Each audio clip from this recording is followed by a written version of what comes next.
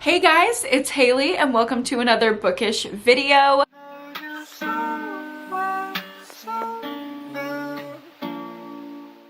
Today we are starting off 2024 fresh with a massive unhaul. I am getting rid of all the books that I don't want sitting on my shelves anymore, and we are revamping for 2024. So I only have stuff that I really love and really want on my shelves in this space, in my library, my happy place. I'm actually going to redo my entire shelves. I'm gonna make a super fun bookshelf reorganization video with my custom made risers. One of Cameron's friends, actually his best friend, we love you, Jarrett, he does like little woodworking projects, so he's making me some custom risers for my bookshelves so I can double stack all of my books and they're not going to be like stacked chaotically like this. I cannot wait to make that video, but in preparation for that, I want to clear out my shelves and make sure that when I reorganize them, I'm only making room for the stuff that I really want to keep. So in this video, I'm going to be going through every single book that I'm unhauling, and everything that I'm getting rid of will be on my Pango Books storefront, which I will link down below for you guys. I also believe that I might have a Pango code, so you can shop my shelves and get money off while you're doing it. If I have that code, I will link it down below. So that is what we're going to be getting into in this little bookish video for today. But before we get into the unhaul, I do want to thank the sponsor of this portion of today's video, which is Love Shots. If you've never heard of Love Shots, they are an app and it's meant for short form vertical screen viewing content, similar to something like TikTok, but it's much higher production value. There are story through lines, and it's kind of like viewing your favorite Netflix show, especially if you like something scandalous or drama filled, but in little short form bites. It is the ultimate app if you love short, snappy dramas that you can scroll through one thrilling minute at a time, and it's super easy for consuming content on the go, or if you just have a couple minutes that you need a little bit of entertainment for. I promise you, with the content on Love Shots, you will be absolutely hooked. They have thrillers, they have stories of vengeance, of time travel, of high-powered CEOs, and even comedy. Like, they really run the whole gamut. Whatever type of show you're interested in, Love Shots has you covered. And there are absolutely no monthly subscription fees. Your first few episodes are free, and then you can pay per episode after that. And it's really affordable. I think it's like a dime or so per episode for the hit shows that they have on there, and there are some shows that can even be watched completely free with ads. So if you're interested in checking out Love Shots app, they are at loveshots_app on all social media, and you can go ahead and check out the links down below to download it from either the Google Play or Apple App Store. Thank you so much to Love Shots for sponsoring this video, and now let's go ahead and get into the unhaul. I'm gonna start with the more obvious unhaul stuff. So these are a few of the books that were in my worst books of the year or most disappointing books of the year videos. So obviously I don't want to keep them hanging around on my shelves. I didn't enjoy them. Let's just push out all the bad energy. Starting off with The Island by Natasha Preston. I gave this 1 star. Like, this is a YA thriller that just didn't deliver on the really good synopsis. Like, the synopsis alone sounds really good, as is always with Natasha Preston, but it was so disappointing, boring. All of the kills happened off page. It pitched this like influencer island murder mystery, and we really didn't get any of the thrills or drama that came with that. It was kind of just like one note, very YA, shallow relationships that was super predictable, so don't need that. I also have Meet Me at the Lake by Carly Fortune, which if you know about my reading from last year, 2022, then you'll know I loved Every Summer After.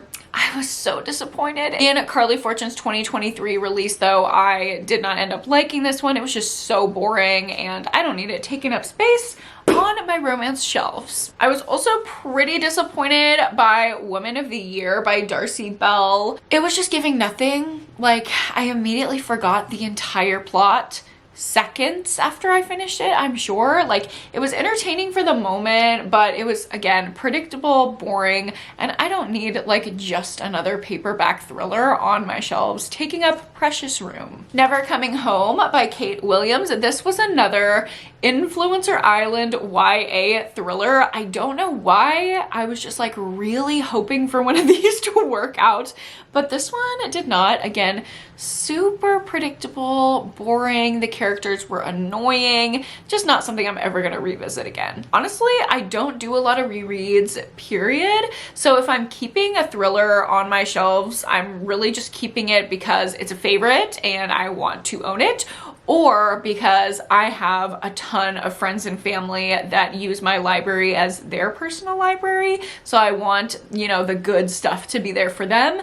And I don't want to keep any bad books or books that I didn't like on my shelves anymore, because I don't want my unsuspecting friends and family to read a bad book from my library and then think that I don't have good book taste. So honestly, with a lot of these, they could be like totally fine books, but I'm only keeping the cream of the crop for my library goers. So along with that, we have Where the Truth Lies by Anna Bailey. This was just a small town thriller. It read like every other thriller that you've ever read in your life about a missing girl from a small town. Again, very forgettable, very one note, kind of boring, nothing that I would super over the top recommend, but good for the moment that I was reading it. Next up, we have one that was kind of disappointing. We have And Then I Woke Up by Malcolm Devlin, and I didn't hate this book. I liked what I could grasp, but I feel like it went totally over my head, and really the only reason that I would be keeping it is because I would want to reread it, but I don't think I would reread this one. I don't know if the commentary that went over my head was worth slowing down with to possibly understand, so I think I'm fine just saying that this wasn't for me and getting it off my shelves. Next up, I'm gonna get into the stuff that I've been keeping for a little while, but only for like arbitrary reasons, and most of these are hardcovers. I found that especially for like rereads, I do not want a hardcover. I much prefer reading from a paperback. So it doesn't really make sense to keep all of these hardcovers on my shelves, especially if I'm not going to reread them and I'm not actively recommending them to the people who use my library. I do have like certain things though that I like to collect, and one of those over the past few years have been all of my Book of the Month copies. I like the way that the spines look with all the little Book of the Month logos together in like rainbow order, but if I don't like the book, why the heck am I keeping it? I just feel like, you know, I want to keep every single book that I get from Book of the Month because they look all cute together, but at the same time it's like, I will keep all the ones that I like and put them together, but the ones that I don't like, there's literally no point. So I'm getting rid of Happy and You Know It by Laura Hankin. This was just a little like rich people drama.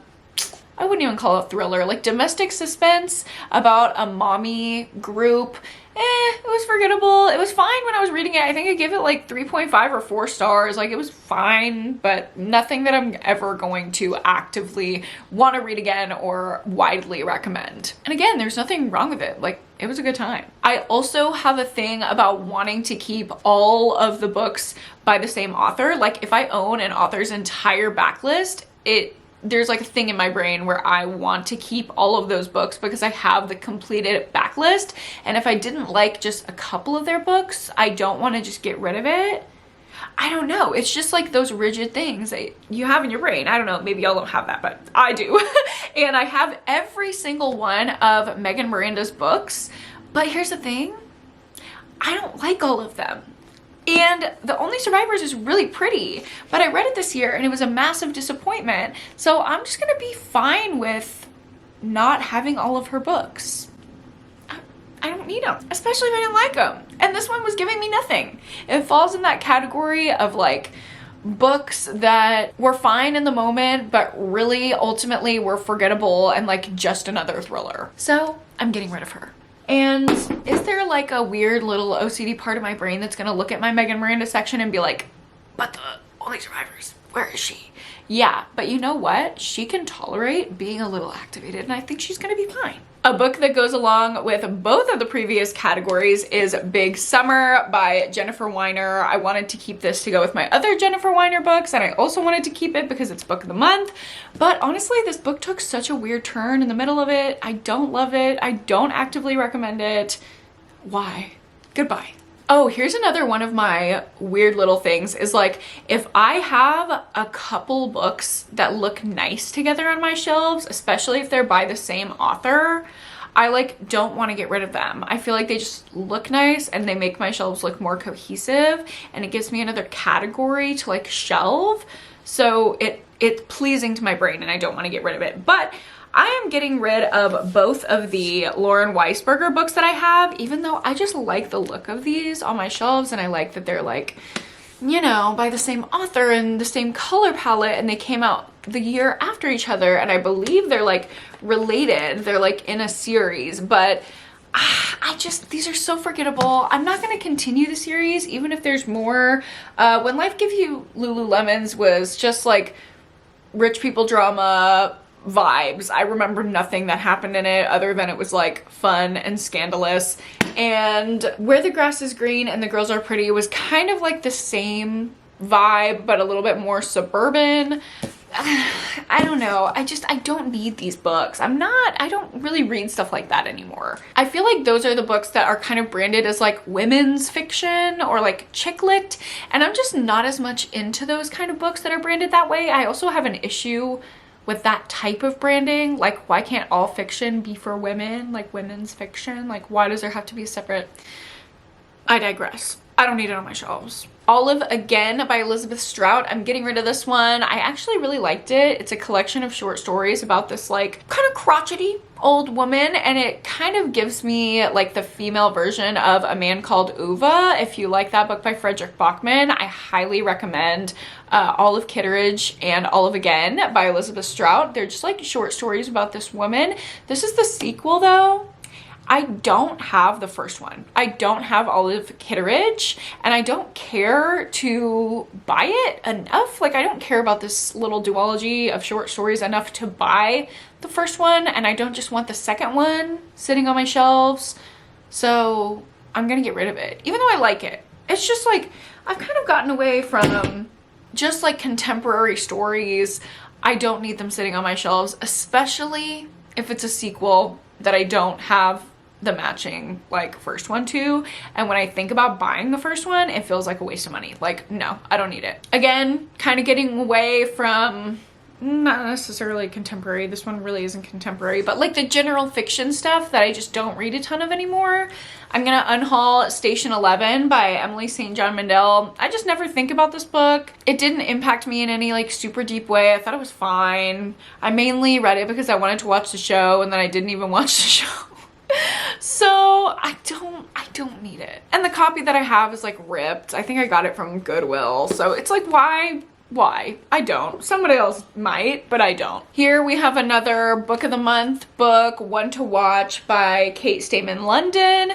This was one of the first book of the month books that I got, and I feel like it had like a little nostalgic place on my shelves for a while, but I've kind of moved past that. I don't really like this book. It's kind of like a bachelorette romance, but the bachelorette is a plus size woman for the first time, and I don't know, I didn't love it. It didn't really resonate. I don't know. There were just things I didn't like about it, and why am I keeping it just because it's a book of the month copy? I don't know. Ooh, we have another section of hardcover worst books of the year. Just Another Missing Person by Jillian McAllister. This fits many categories. It's a book of the month. It's one that I have other books from the same author, and they look very pleasing on my shelves.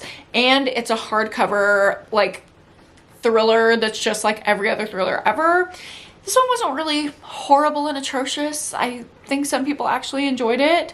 Oh, and this was also a book club pick, and I just like compulsively want to keep all of the books that were my book club picks for like nostalgia purposes, but I don't need it. I didn't love it. I'm never gonna think about it again. I'm not gonna have people take it off my shelves to read it because I'm recommending it. Why? Similarly, we have The Writing Retreat by Julia Bartz. I actively hated this book. I don't want to look at it. I don't want to see it on my shelves. No. And we have She Started It by Sean Gilbert. This was just, ugh. It was just, ugh.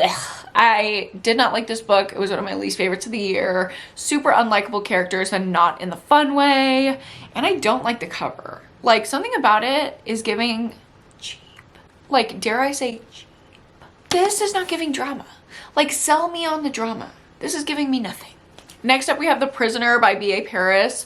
Why the hell would I keep a book on my shelves that the publisher couldn't even put enough time into to realize that the name that they used on the blurb was not the correct name of the character in the book? Yeah. If the publisher doesn't care enough to make sure of that, I don't care enough to keep it on my shelves. Also, the book was not good. We have another Book of the Month copy. I swear I love Book of the Month. I have a huge section over here of like all my Book of the Month books, and it's very pleasing to look at, and I love them. I love so many picks from them, but I've just been keeping so many for so long because of that damn logo, and the time has come to just get rid, especially when they're my worst books of the year. The Rewind by Alison Wynne Scotch. I don't need this book on my shelves. I did not like it. It was so boring. It was such a drag. I feel like similar to The Island by Natasha Preston, it sold me on this great concept. Two past lovers reunite after years and years and years on New Year's Eve. They have an amnesia moment and they have to piece together their reunion through like broken fragments and like time travel and putting the pieces together. It was not that. It was boring as shit. It was two people who hooked up in college reliving their glory days. I don't care about it. And now we've made it to the extreme horror section. I have been keeping a lot of extreme horror books on my shelves that are not favorites, but are just like things that I didn't want to get rid of, either because I was recommending the book in videos or because I don't know, I just had it on my shelves, or I bought it, or it was sent to me, so I didn't want to get rid of it. But now is the time to get rid of it because honestly, I don't want to like drag indie publishers, but like, why wouldn't you make your book the standard size of every other book? In revamping my shelves, want everything to look very nice, very neat, and be like sized out. I don't want little gaps. And the thing is, with not only indie published books, honestly, I don't have this issue with my indie published romance. All of my romances fit like very beautifully and very nicely, and they're all the same size. They're all like either standard paperback size, or they're a paperback that's the size of a standard hardback, so they look good on my shelves. So like even these funky little old Elle Kennedy copies, they all look good with my other romances.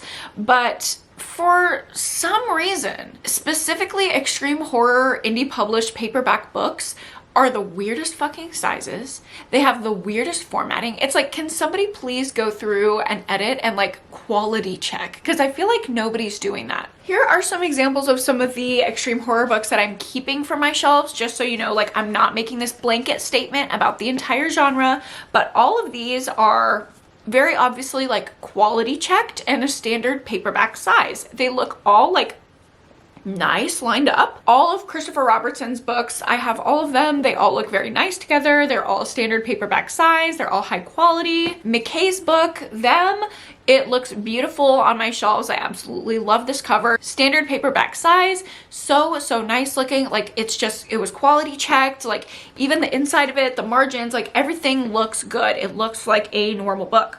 Christopher Triana, all of his books are the same size, standard paperback, quality checked, beautiful. So this is possible, okay? There are authors out there that are doing this kind of quality work, but a lot of them, I don't know if it's just like laziness or a lack of like editing quality check, because we know, we've talked about this before, there is a massive lack of editing problem in the extreme horror genre in the content with like typos and such. I don't know if that's like carrying over to the physical copy as well, but if I'm spending money on a book, I want it to be like high quality, like the ones I just showed. And a lot of these that I'm about to run through are not that way at all. I would much rather, if I'm going to read extreme horror, just read it on my Kindle. I do not think the physical copies are worth it at all. I know it supports an indie author, but if I'm supporting someone, if they're indie, if they're queer, if they're whatever, like all these selling points that indie authors tend to use, I still want to get a quality product. Like, yes, I do want to support you, but I want to support you and also get something out of the deal. Like, I'm paying money for something. You know what I mean? I don't know. I don't know if that's controversial, but that is how I feel. So long story short, I'm going to be unhauling a ton of extreme horror books. If you're going to be triggered by that, please just know I just showed ones that I keep and I love. There are just some that I am not keeping because I don't love. And some of that is for the content on the inside and some of it is for the quality on the outside. And there's nuance to everything. So there you go. This size book that is so thin and so outrageously large, but not the size of a hardback and like not the size of a paperback, and like the margins are just absolutely massive. The formatting of this book is so frustrating to me, and the cover is nothing special. It's not beautiful. The inside, I think it was like a 3-star slasher, Only Psychos by Daniel J. Volpe. I don't need it on my shelves. It's annoying to look at. The Talia books, Talia 1 and Talia 2. Talia 2 was on my worst of the year, so I don't want to keep it. And Talia 1 did not stand out enough for me to want to keep it on my shelves. They're also just slightly too small to be with my standard paperbacks, and it's like, why? Also the shininess of them, like I don't want them. And again, maybe one of you want them, please go shop my Pango bookstore, that's fine. Last One Alive by Christopher Ruffty. This was a actually like fun survival slasher, if not for all the mentions of boobs, breasts, tits, all the fucking words that this author could possibly use to objectify a woman. So it's also just like awkwardly too big. It falls not like awkwardly too big category. The formatting is just horrifying. This font, oh, the massive font. I can't look at it. I gotta go. Actually, when I was reading that one, I halfway through the physical copy switched over to the Kindle copy because I was so annoyed reading that physical copy. It was so ugly. It's Me, Charlie. I mean, come on. Look at the font here. Look at the font here. Like this is giving Microsoft Paint. Like it's like a blurry, there's nothing on the spine. I can never tell what the hell this book is when it's sitting on my shelves. Like it's that like massive ugly font. Like I can't. And it's not a standard, I can't. This one is huge. It's literally like 8 by 10. Why is it huge? Why is it huge? Why are the margins huge? Why is the font huge? Why does it look like that? I wish this was so much smaller. Why is it this huge? Why? I don't know. And I do like this cover. I really do like this art. Really like this collection, actually. Something Akin to Revulsion. This was a 5-star collection for me, but I cannot. Also, if you're gonna make your book awkwardly big like this, make them all awkwardly big. Why is this one also awkwardly big, but like a different awkwardly big size? Neither of these are standard paperback size. Why are they? Like, at least with Talia, Mr. Daniel made all the Talias all the same awkward size. These 2 different awkward sizes. Why? And again, this one of my favorite extreme horror books of all time. We love For the Sake of. I can't keep it on my shelf. It doesn't look good. And if you would like to call me superficial and shallow for prioritizing the look of my bookshelves, I am totally fine with that, and I own that because I have a beautiful library and it's behind me in every single one of my videos, so and thus ends the extreme horror section. I'm terrified. Nobody burn me at the stake. I am fine. I am not a witch. It's fine. Next up, we have The Kind Worth Killing by Peter Swanson. I was keeping this one in anticipation of reading The Kind Worth Saving. If I do read that one, I'm not gonna buy a physical copy because I haven't heard good things about it and I didn't even like the first one, so why would I waste my time? Why would I waste my money? Why is this still taking up room on my shelves? I don't know. Goodbye. This feels so good. Can I just mention, this feels so good and so cathartic to just like get all of this out. I'm gonna have so much room for new books, except I don't need to buy new books. I need to put all the books on my shelves that have been sitting over there in my book cart in weird, awkward stacks. Nobody let me buy more books just because I'm doing an unhaul. Nobody, don't. If I post another haul in the next 3 months, y'all better comment and say, Hailey, stop. We're gonna host an intervention for you. And you know what? I would thank you for that. Here's a Sherry Lapina, Stranger in the House. I give this 2 stars. I did not like it at all. It was atrocious, but I've been keeping it because I have all of Sherry Lapina's other books and I wanted them all. You know what? I don't care about that anymore. It's not worth it. I would rather have more room on my shelves, to be totally real. Arlena by Julie Bunton. Again, I don't really read contemporary chick-lit-y kind of stories like this anymore. It was kind of plotless, but didn't have that much meaning. It was just like, fine. It was fine. It was okay. It was fine. It doesn't stick in my mind. I don't want fine on my shelves anymore. And Hide by Kirsten White. Probably my worst book of the year. Why the hell would I keep that? I don't nor. And the thing that kills me about this book is it's actually gorgeous and beautiful. Like, wait for this. Wait for it. Are you kidding me? Are you kidding me? Like the red with the gold and the map and then the cover is awesome. Like, I really do want to keep this book. Unfortunately, it fills me with rage. Every time I look at it. It was so atrociously bad. Why would you have a huge, massive cast of characters, like a dozen people, and then give 2 of them the same name? It's already going to be hard enough to tell the people apart. Why would you name 2 people the exact same fucking name? You have a choice, and you chose to frustrate the reader. Why would you do it? I don't know. Please, nobody read this. I just hit myself. Don't try to get revenge on me, girl. You're getting out. Goodbye. And with that, those are all of the books I am unhauling from my shelves to start this year off fresh and welcome in all the good energy and get out all the bad. Let me know if you are unhauling your shelves, and if so, what books are you getting rid of this year? Thank you again so much to Love Shots for sponsoring a portion of this video. If you want to go check them out, don't forget to click that link down below. If you like this video, go ahead and give me a like and subscribe to my channel if you haven't already. Don't forget to go to therapy and read a book this week, and I will see you guys in my next one. Bye!